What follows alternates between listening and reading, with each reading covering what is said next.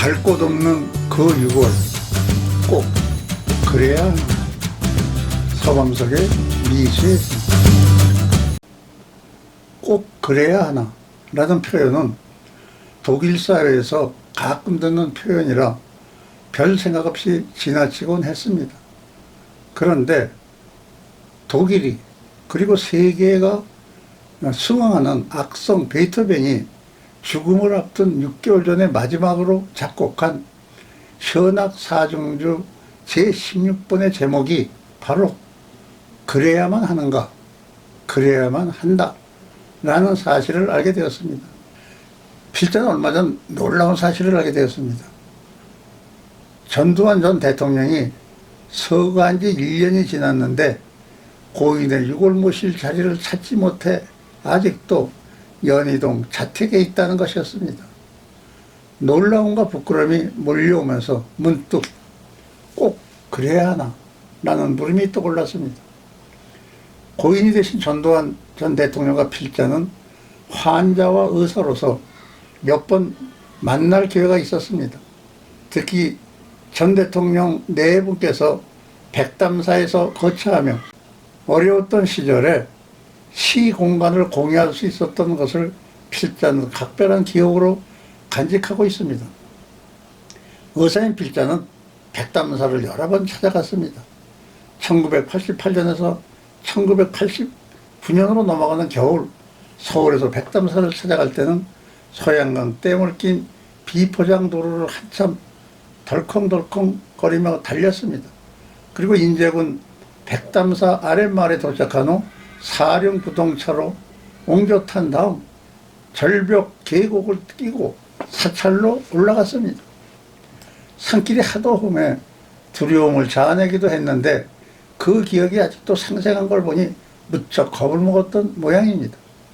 그렇게 도착하여 눈앞에 펼쳐진 백담사 대웅전을 보며 감탄하는 것도 잠시 전 대통령 네 분이 기거하는 묘사를 보는 순간 놀라움을 금할 수 없었습니다. 협사하기 그지없고 온갖 물리적 요건이 너무나 참담했습니다. 유배지 그 자체였습니다. 그런 환경에서 진료를 마치고 당일 귀가하는 건 불가능했습니다. 그럴 때면 늦은 저녁 시간에 전두환 대통령과 담소를 나누곤 했습니다. 짐작건대 필자가 비정치인이기에 큰 부담을 느끼지 않았는지 예인 이야기를 종종 들려주곤 하셨습니다. 그 중에 한 에피소드입니다. 필자가 백담사에서 들었던 이야기 가운데 그의 경제선생으로 활약한 박봉환 동력자원부 장관과 김재익 경제수석에 관한 이야기가 있습니다. 김재익을 전두환 대통령에게 소개한 이가 바로 박봉환이었다고 합니다. 전두환 대통령은 보안사령관 시기에 지식의 지평을 넓히기 위해 공부를 하였다 합니다. 그때 일을 얘기하며 전 대통령은 거리낌 없이 필자에게 이 박사, 내가 정치를 알겠어요? 경제를 알겠어요? 라는 말을 했습니다. 그 솔직함에 놀라워하였습니다. 전두환 전 대통령은 경제를 이해하기 위해 박봉환을 선생으로 초빙하고 일주일에 한두 번 경제정책에 관하여 대화를 나누었다고 합니다. 전두환 전 대통령은 1980년 8월 27일 제11대 대통령에 선출되고 9월에 임기를 시작할 때 대신 박봉환을 경제수석으로 삼아 국가 경제를 맡기려고 했던가 봅니다. 그런데 전 대통령에게 박봉환은 예상 밖의 반응을 보였다 합니다. 제 역할은 여기까지입니다. 저는 나라 경제를 책임지고 이끌 만한 그릇이 못 됩니다라고 하였답니다. 그 대신 한 사람을 소개해드리겠습니다 라며 그 해맑은 인격의 소유자가 추천한 사람이 바로 김재익입니다. 김재익은 미국 스탠퍼드 대학교에서 경제학으로 박사학위를 받은 경제 전문가였습니다.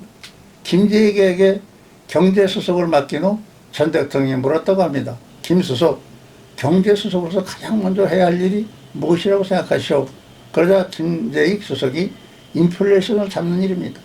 인플레이션은 열병과 같이 지금 잡지 않으면 나중에 큰일이 날 소지가 큽니다라고 대답했다고 합니다.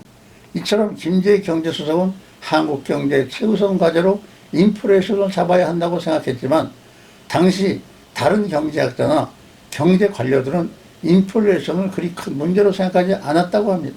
그들은 우리 경제는 늘 인플레이션을 갖고 성장하고 있으니 감사하고 가야 한다라고 주장했다고 합니다. 심지어 기업인도 인플레이션과 경제 성장은 동전의 양면과도 같아서 어느 정도는 감사하고 가야 한다라며 김인수 수석의 주장과는 다른 입장에 섰다고 합니다. 어느 쪽의 주장을 들어도 타당한 구석이 있는 데다 양쪽의 입장이 첨예하게 갈리는 가운데 정책 결정의 공은 전 대통령에게로 넘어갔습니다.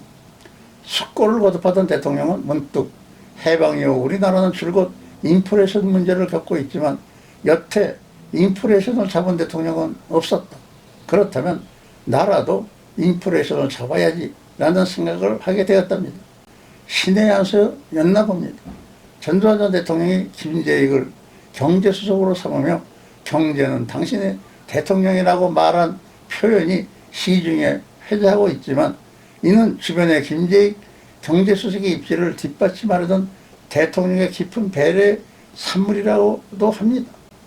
전두환 대통령은 주위의 거센 반대에도 불구하고 김일수석에게 힘을 실어주며 인플레이션을 잡는 정책을 추진해 나갔다고 합니다. 그 결과 집권 초기 약 28%에 달하던 인플레가 2년 만에 7%로 내려갔습니다. 참으로 놀라운 결과입니다. 그런데 제시방명이라 했던가요? 우리나라 경제 발전을 위해 큰 역할을 한 김재익 수석은 1983년 전두환 전 대통령의 미얀마 순방길을 동행하다가 아웅산 테러로 안타까운 죽음을 맞이했습니다. 어쨌거나 전두환 대통령은 집권기에 경제 성장과 물가 안정이라는 두 마리 토끼를 모두 잡았습니다. 기적에 가까운 쾌거가 아닐 수 없습니다. 김 수석이 놓은 주춧돌 덕분에 전두환 전 대통령 집권기에 연 13%에 달한 고도 성장이 가능했던 것이라 합니다. 생각한데 누구에게나 삶에서 공과 가는 공존한다는 것은 망고의 진리라고 합니다.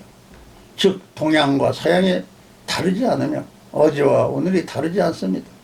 그런 면에서 전두환 전 대통령 관련과에 대해서는 이미 많이 거론됐지만 이 나라 경제 발전에 크게 이바지하는 공은 잊힌 부분이 크다는 아쉬운 생각을 지울 수 없습니다. 그런 맥락에서인지 전직 대통령의 유고 모실 자리 하나를 우리 사회가 아직 찾지 못하고 있다는 사실에 부끄럽고 무거운 마음을 숨길 수 없습니다. 하여 꼭 그래야만 하는가라는 베토벤의 물음이 크게 떠오르는 오늘입니다. 감사합니다.